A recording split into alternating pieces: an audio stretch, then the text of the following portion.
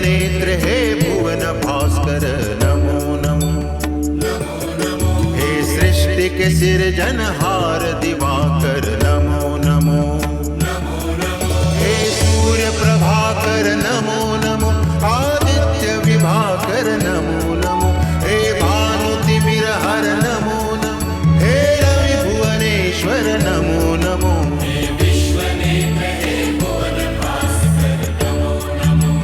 नमो नमो। सृष्टि के सिरजनहार दिवाकर नमो नमो। ओम सूर्याय नमो नमः। ओम सूर्याय नमो नमः। ओम सूर्याय नमो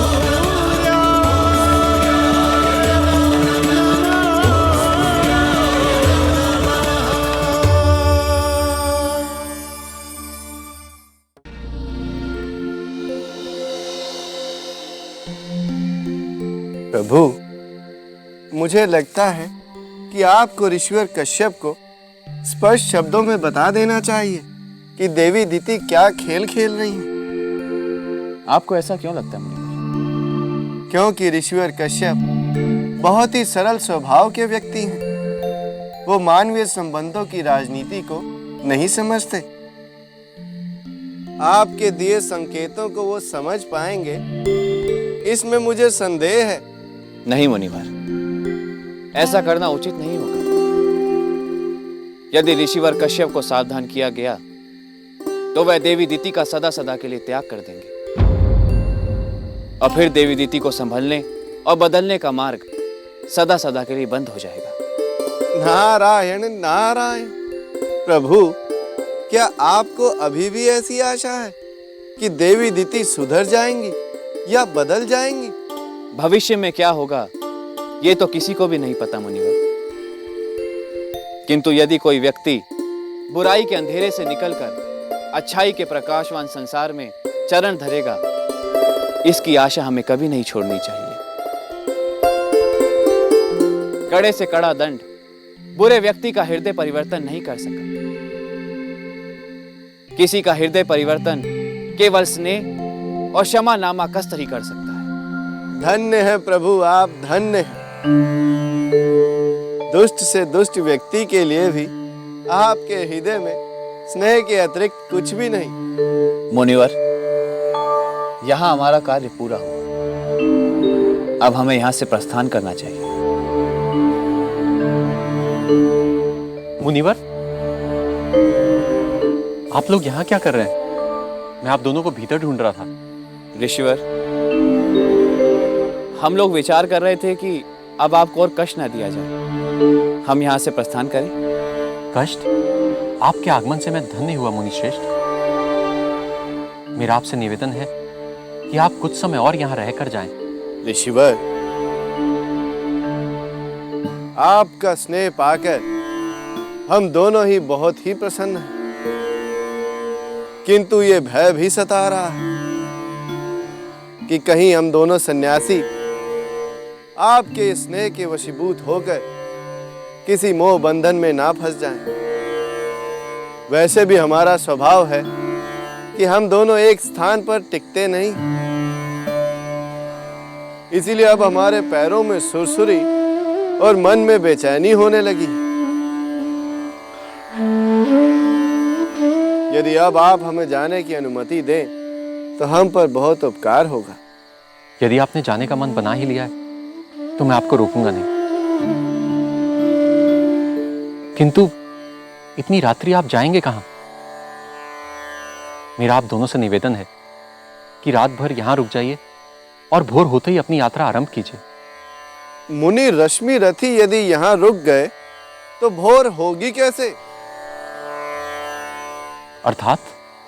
इसका अर्थ समझाना तो कठिन है ऋषिवर, किंतु यदि पुनः भेंट हुई तो इसका अर्थ समझाने का प्रयास अवश्य करूंगा। ऋषिवर, मुनि मनेश्वर नाथ को रहस्यमयी बातें करने में बहुत आनंद आता है और कोई आश्चर्य की बात नहीं कि इनकी बात का कोई अर्थ हो। किंतु भोर तक मेरे आश्रम में रुकने का निवेदन तो स्वीकार कीजिए मुनिवर। इस बार आज्ञा दीजिए। पर मैं आपको वचन देता हूँ कि अगली बार आपके आश्रम में आऊंगा तो सदा सदा के लिए यही रह जाऊंगा। इस बार अनुमति दीजिए। मैं आपका वचन पाकर धन्य हुआ। आज की रात्रि बहुत सी विचित्र बातें हुई हैं। यदि आपकी सेवा में कोई त्रुटि रह गई हो तो मुझे क्षमा कर दीजिएगा। कोई त्रुटि नहीं रही, बल्कि हम दोनों तो आपके आतिथ्य से अभिभावक हैं। हमें अनुमति दीजिए।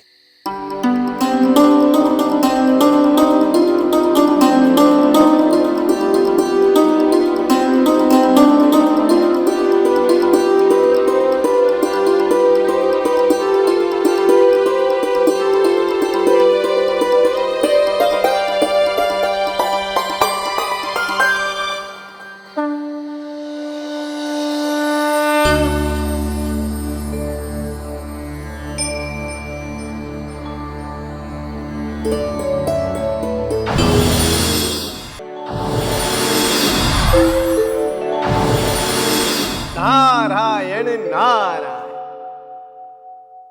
प्रभु, आज मेरे मन में कई जिज्ञासाएं उमड़ रही हैं।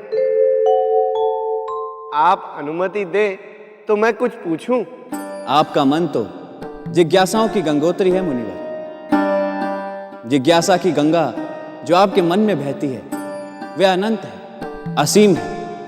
कभी कभी तो हमें लगता है कि इस सृष्टि का जीवन चक्र समाप्त हो सकता है, पर आपकी जिज्ञासाएं कभी समाप्त नहीं होंगी। नारायण नारायण। प्रभु, मैं समझ नहीं पा रहा हूं कि आप मेरी प्रशंसा कर रहे हैं या मेरा उपहास। देखा देवर्षि, फिर एक जिज्ञासा ने सर उठा लिया। मैं आपकी प्रशंसा ही कर रहा हूं देवर्षि, क्योंकि जिज्ञासा ही ज्ञान की उत्प्रेरक है। यही वह शक्ति है जो मनुष्य को ज्ञान शक्ति की ओर धकेलती है। तो आज आप कोई भी एक बात हमसे पूछ लीजिए जो आपके मन को मथ रही हो। नारायण नारायण। प्रभु, यदि केवल एक ही बात पूछने की अनुमति है तो मैं आपसे ये पूछना चाहूंगा कि आपने ऋषिवर को ऐसा क्यों कहा कि जब अगली बार आप आश्रम आएंगे तो सदा सर्वदा के लिए वहीं बस जाएंगे? देवर्षि, इस संसार में यदि कोई शक्ति है जो हमें बांध के रख सकती है तो वो है हमारा वचन। और अब समय आ गया है कि हम अपने वचन को पूरा करें और देवी अदिति की प्रार्थना को सफल कर ऋषिवर कश्यप के आश्रम से संबंध जोड़ा जाए।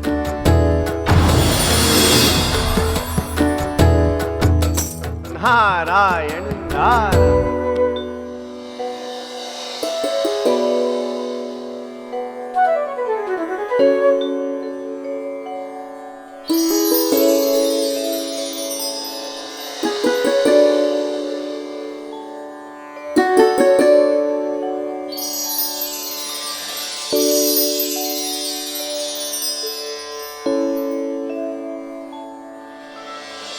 माँ, मैं आ गया माँ।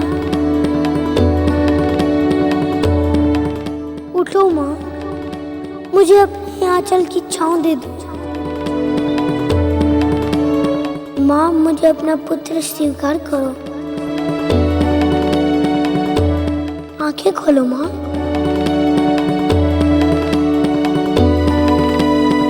इधर उधर कहाँ देख रही हो माँ? मैं तुम्हारे सामने हूँ।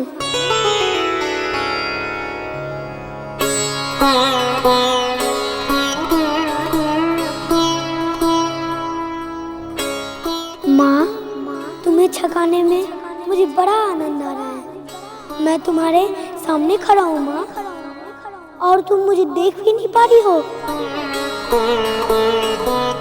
पर जिसे तुम अपनी माँ कह रहे हो उसे कब तक छकाओगे पुत्र? अब तो बताओ, तुम कहाँ छिपे हो?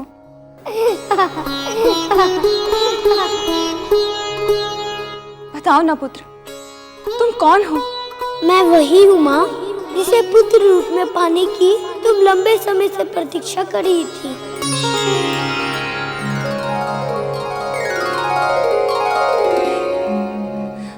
भगवान सूर्यदेव, ओम सूर्याय नमः, ओम सूर्याय नमः, ओम सूर्याय नमः, ओम सूर्याय नमः। बालक, तुम जो कोई भी हो, हमारे सामने आओ।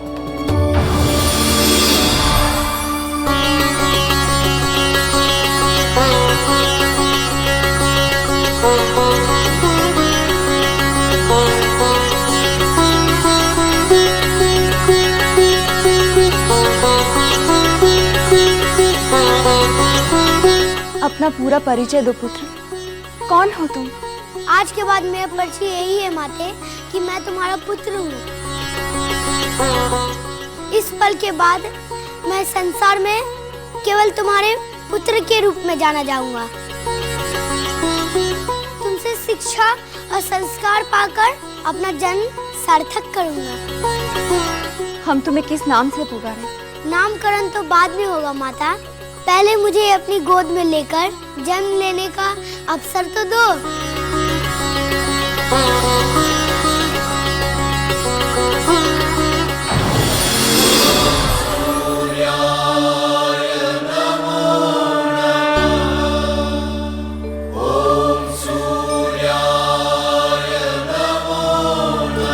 माँ, मैं अपने वचन को पूरा करने के लिए आपकी आंचल के छांव में आ गया हूं।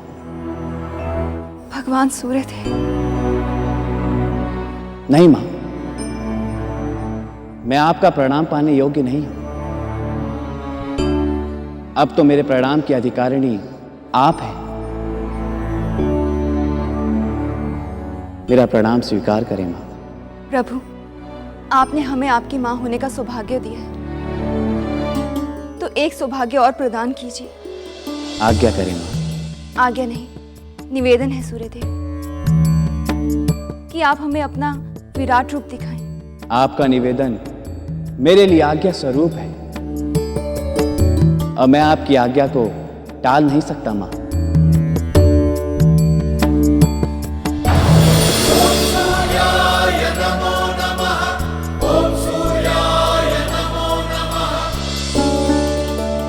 माता, इस संसार को और स्वयं आपको कुछ समय के लिए इस बात का भान नहीं होगा कि मैंने आपके पुत्र के रूप में जन्म लिया है। किंतु ये तो वैसे ही बात हो गई जैसे किसी बालक के हाथ में मिठाई तो दे दी, लेकिन उसे खाने की अनुमति नहीं थी। हमें आपकी माता होने का सुख तो प्राप्त हुआ है, किंतु उस सौभाग्य का भान होने का सुख प्राप्त नहीं होगा। ये कैसा अन्याय है प्रभु? माता, मैं कर्म का उपासक हूं और मैं चाहता हूं कि संसारवासी मुझे कर्म करने का अवसर प्रदान करें, ना कि मेरी चमत्कारी की आशा में लगे रहें। जैसा आप उचित समझें।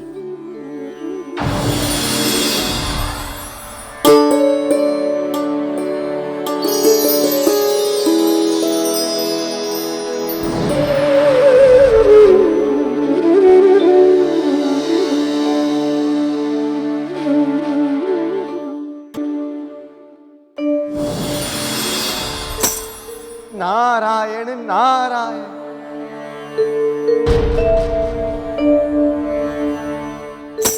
हे परमपिता, अपनी समाधि को विश्राम दें। उठे परमपिता, अपने इस पुत्र से चर्चा करें। हे परमपिता, उठें, अपने नेत्र खोलें।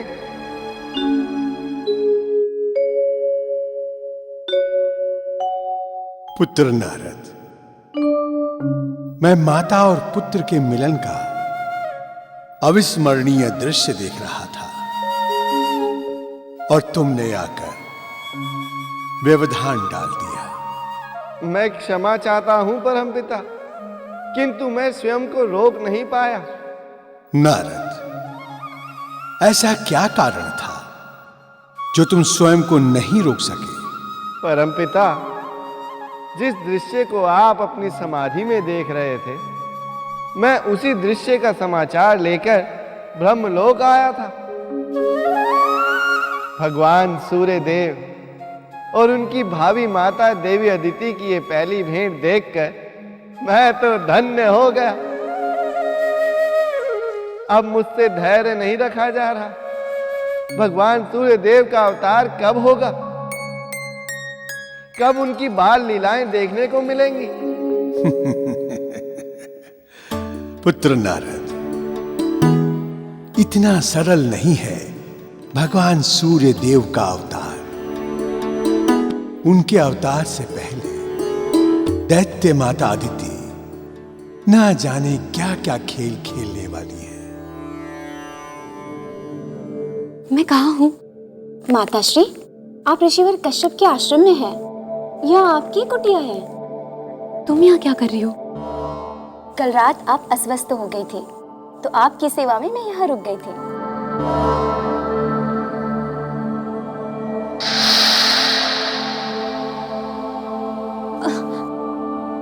क्या हुआ माताश्री? कुछ नहीं, उस सिर में थोड़ी पीड़ा है। किंतु इसका मतलब ये है कि तुम सारी रात यहाँ बैठी रही। आपकी सेवा में यहाँ किसी का रुकना आवश्यक था ना माताश्री। अस्वस्थता की स्थिति में आपको ऐसे अकेले कैसे छोड़ सकते थे? मैं बहुत दुष्ट हूँ,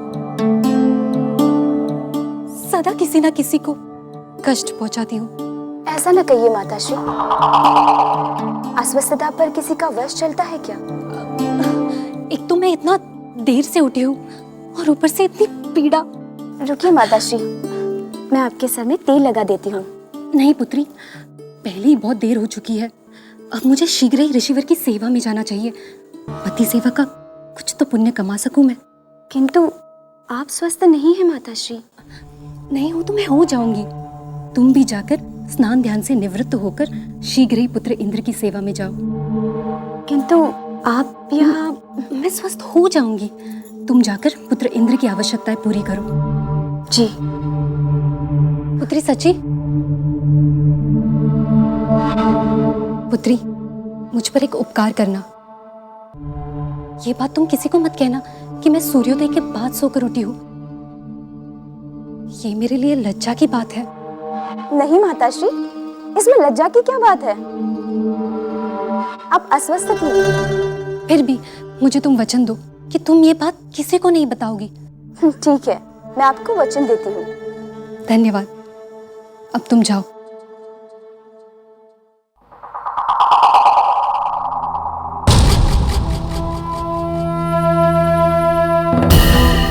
वो दोनों दुष्ट मुनि कल ऋषिवर को वो चमत्कारी कंठार दे गए। यदि मैंने उसे पहन लिया तो भयंकर संकट की स्थिति हो जाएगी। मैं क्या करूं? कैसे बचूं इससे?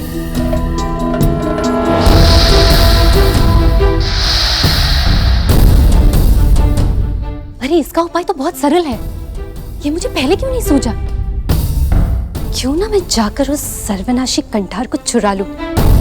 ना रहेगा कंठार और ना मेरे उसे पहनने का अवसर आएगा।